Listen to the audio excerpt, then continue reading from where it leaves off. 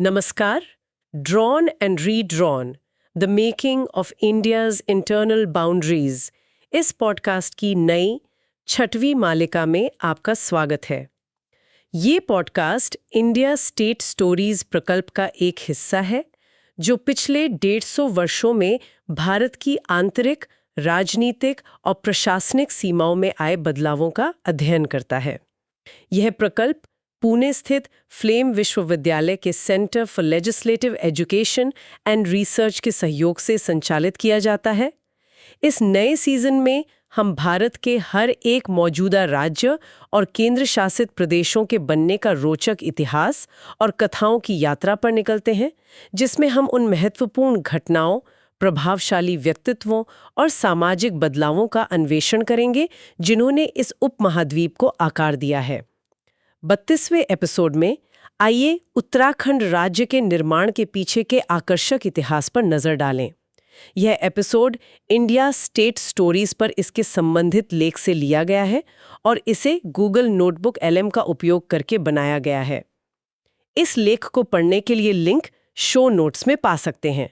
तो चलिए आज इस कहानी की परतों को खोलते हैं। उत्तराखंड का बनना ये सिर्फ एक राजनीतिक फैसला तो नहीं था। बिल्कुल नहीं। ये तो हिमालय में बसे कुमाऊं और गढ़वाल क्षेत्रों का दशकों लंबा संघर्ष था और इसकी जड़ें वो आर्थिक, पर्यावरणीय और सामाजिक चिंताओं में बहुत गहरी थी। आपने सही कहा।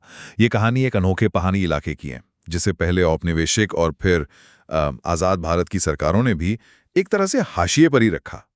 तो ये संघर्ष अपनी पहचान, अपने संसाधनों और अपने भविष्य पर अधिकार पाने का था। बिल्कुल। तो ये जो हाशिए पर रखे जाने का एहसास है, ये शुरू कहाँ से हुआ?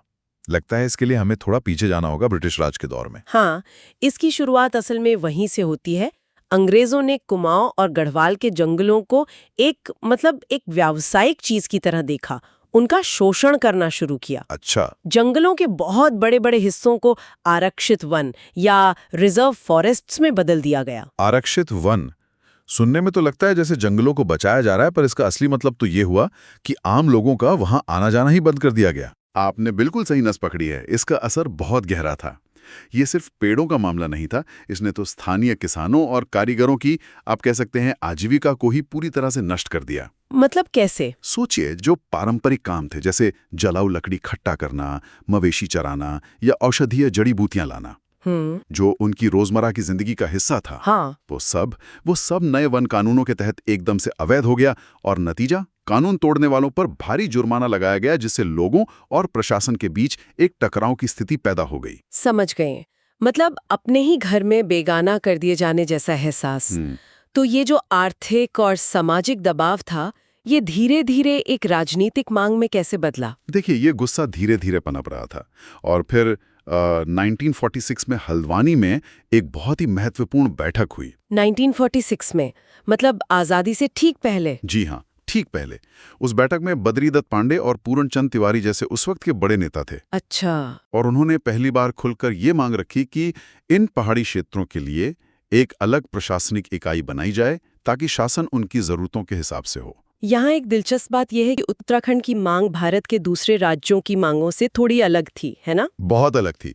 जैसे आंध्र या महाराष्ट्र जैसे राज्यों में वहाँ भाषा मुख्य कारण थी। हाँ। लेकिन उत्तराखंड के मामले में ये भौगोलिक और सांस्कृतिक भिन्नता थी। इन नेताओं का मानना था कि जो शासन प्रणाली मैदानी इलाकों पर आधारित है, वो उनके अलग सामाजिक, आर्थिक और पर्यावरणीय संदर्भ को समझ ही नहीं सकती। तो आज़ादी के बाद जब रियासतों का विलय हो रहा था और राज्यों की सीमाएं फिर से खींची जा रही थीं, तब इन पहाड़ी क्षेत्रों का क्या हुआ? तब टिहरी गढ़वाल रियासत और गढ़वाल कुमाऊं के जिलों को संयुक्त प्रांत यूनाइटेड प्रोविंसेस में मिला दिया गया। और विडंबना ये थी कि स्वतंत्रता संग्राम में इस क्षेत्र के इतने बड़े योगदान के बावजूद केंद्र सरकार ने उनकी विशेष जरूरतों के लिए कोई खास प्रशासनिक ढांचा नहीं बनाया। बिल्कुल।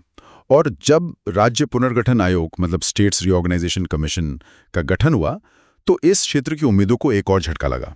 वो क्यों?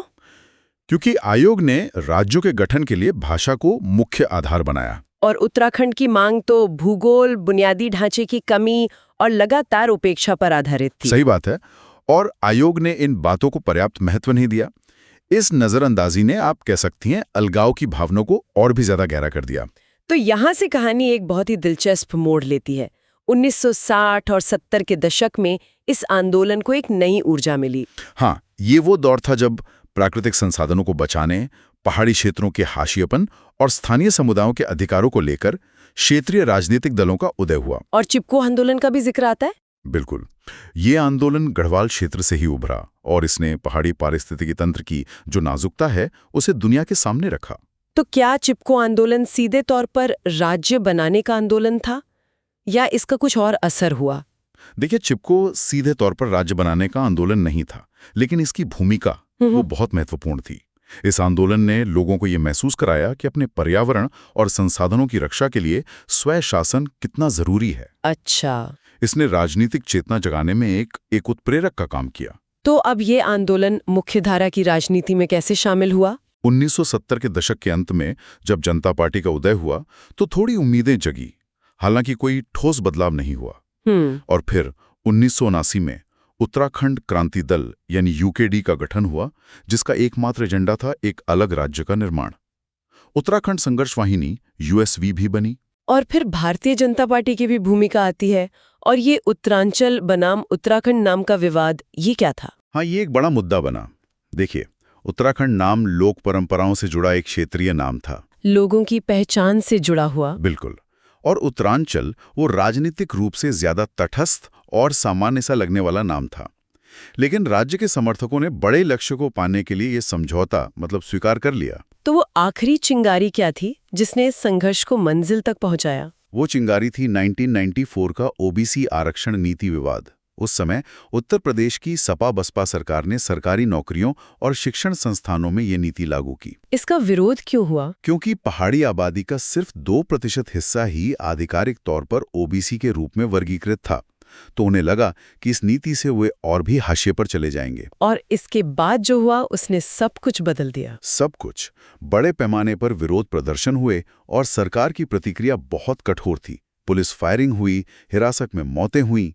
इसने पहाड़ी लोगों को उनके सामाजिक आर्थिक मतभेदों से ऊपर उठकर एकजुट कर दिया।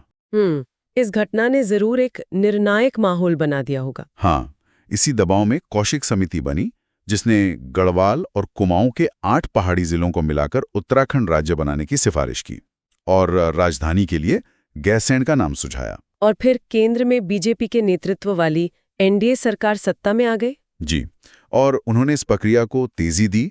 1998 में विधेयक पेश हुआ, अगस्त 2000 में राष्ट्रपति की सहमति मिली और 9 नवंबर 2000 को उत्तरांचल राज्य का गठन हो गया। 13 जिलों के साथ? हाँ, 13 जिलों के साथ।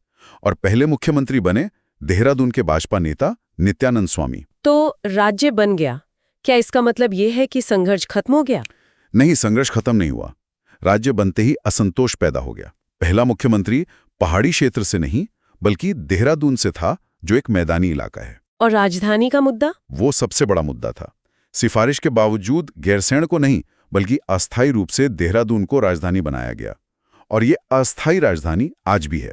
मतलब ये संघर्ष आज भी जारी है? एक तरह से हाँ, देहरादून आज भी राजधानी है। 2014 में गैरसैंण को ग्रीष्मकालीन राजधानी जरूर बनाया गया, लेकिन राज्य भर के कार्यकर्ता इसे नाकाफी मानते हैं। और नाम बदलने की भी मांग उठी थी। हाँ, राज्य का मूल नाम उत्तराखंड बहाल करने की मांग ने बहुत जोर पकड़ा। और वो मांग पूरी हुई? जी, एनडी तिवारी के नेतृत्व में राज्य विधानसभा ने सर्वसम्मति से एक प्रस्ताव पारित किया और 1 जनवरी 2007 से राज्य का नाम आधिकारिक तौर पर उत्तराखंड हो गया। तो ये सिर्फ एक नाम बदलना नहीं था? नहीं, ये सिर्फ एक नाम बदलना नहीं था, ये इस बात का प्रतीक था कि राज्य से जुड़े हर फैसले में, यहाँ तक कि उसके नाम में भी, लोगों की आवाज शामिल होगी। तो ये थी उत्तराखंड बनने की कहानी।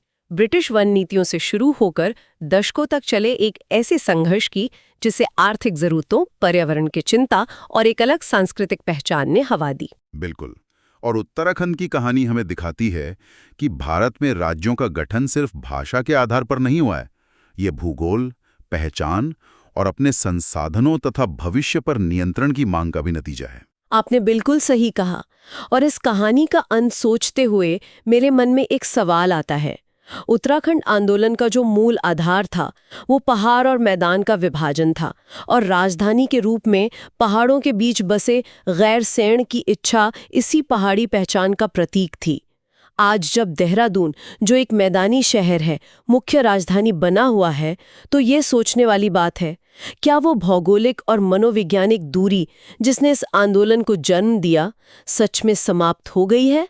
या राजधानी पर चल रही बहस यह दिखाती है कि सिर्फ नाम के लिए नहीं, बल्कि असल भावना में एक पहाड़ी राज्य के लिए मूल संघर्ष आज भी जारी है?